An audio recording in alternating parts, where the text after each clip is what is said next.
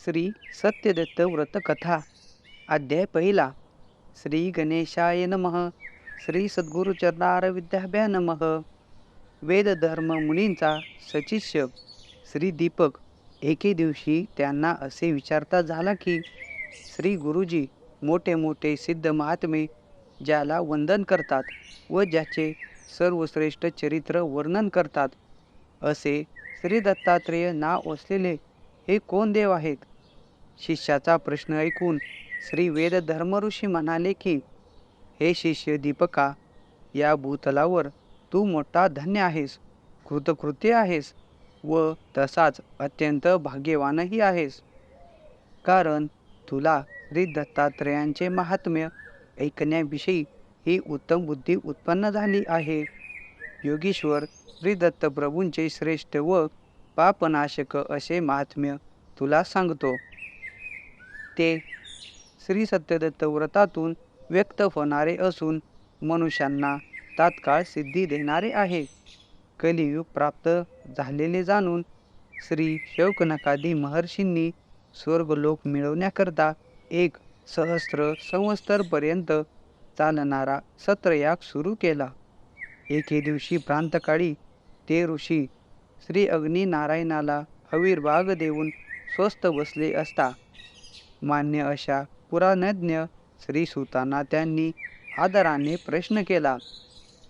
ऋषी असे म्हणाले की हे महाबुद्धिमान व सर्व शास्त्रात निष्णात असणाऱ्या सुता, सच्चिदानंद रूप श्री दत्त देवस्वरूपी वासुदेवाचे मनुष्यांना सर्व संपत्ती व श्रेष्ठ आनंद देणारे महात्म्य आम्हाला सांग व त्या श्री प्रभूंची सर्व बाजूने योग प्रभाव व्यक्त करणारी आख्यानेही सांग. त्याच्या भक्तांना अतुलनीय ऐश्वर्य प्राप्त झाले असे आम्ही ऐकले आहे. श्रीसूत त्यांना असे म्हणाले की हे वेदांग निष्णात ऋषी हो, आपण सर्व सावधानतेने श्रवण करा.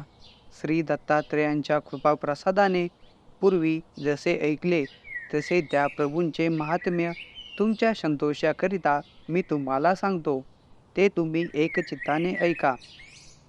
ब्रह्मज्ञ वरियान अशी पदवी असणारे म्हणजे 6व्या ज्ञानभूमिकेवर आरूढ झालेले श्री अत्री महर्षी श्री ब्रह्मदेवांच्या प्रेरणेने पुत्रप्राप्तीकरिता त्रिगुणांचा अधिपती जो परमात्मा त्याची उपासना करावी म्हणून श्री अनुसूया या आपल्या पत्नीसह वृक्ष नावाच्या कुलपर्वतावर गेले. चित्त ताब्यात ठेवून व केवळ वायूचा आहार करून तप करणाऱ्या द्वंद्वातीत श्री अत्री मुनींनी श्री गरुडासनावर राहून त्या एकमेव द्वितीय परमात्म्याचे ध्यान तसा पुत्र व्हावा म्हणून 100 वर्ष केले.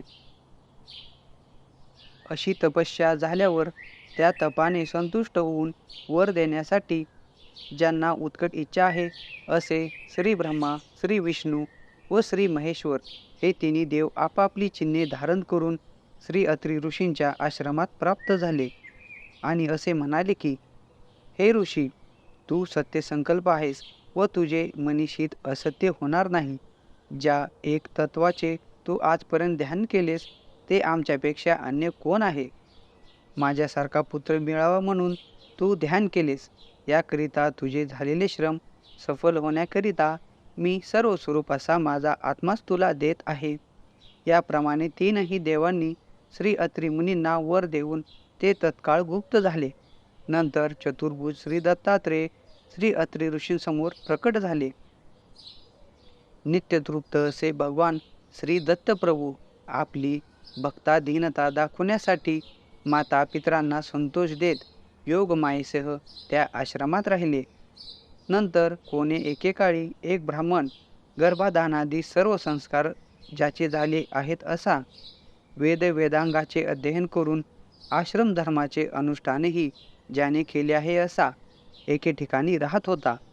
विवेक वैराग्य साधन चतुष्ट संपन्न व अभय सत्वशुद्धी इत्यादी श्रीमद्भगवद्गीतोक्त दैवी संपत्तीने युक्त असूनही अनेक शास्त्रे श्रवण करून झालेल्या धर्मामुळे तो ब्राह्मण चित्तशांती मिळू शकला नाही.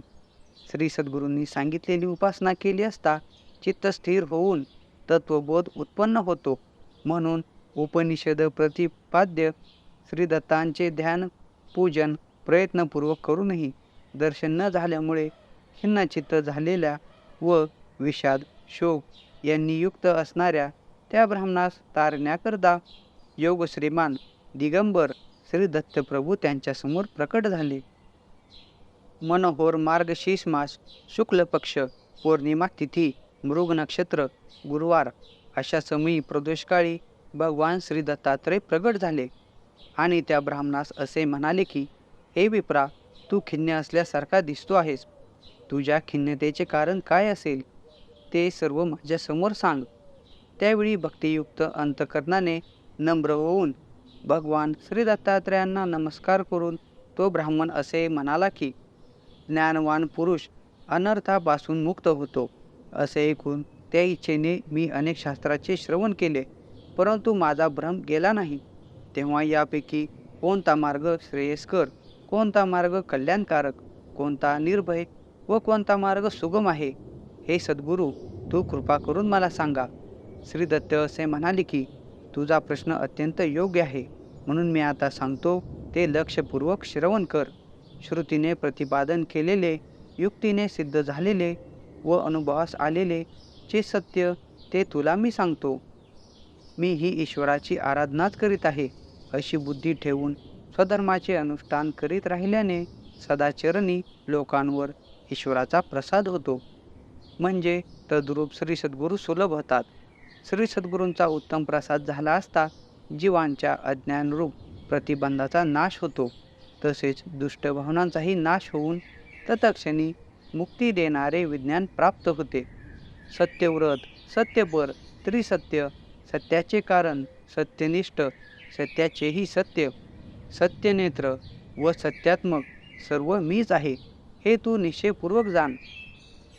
जसे एक एक अवयव चाचपून त्या अवयवासारखा हत्ती आहे असे मानणारे आंधळे हत्ती असाच आहे असे आपसासात भांडण करतात, तसाच प्रकार अल्पज्ञ पुरुषाचा शास्त्रोगाविषयी होतो.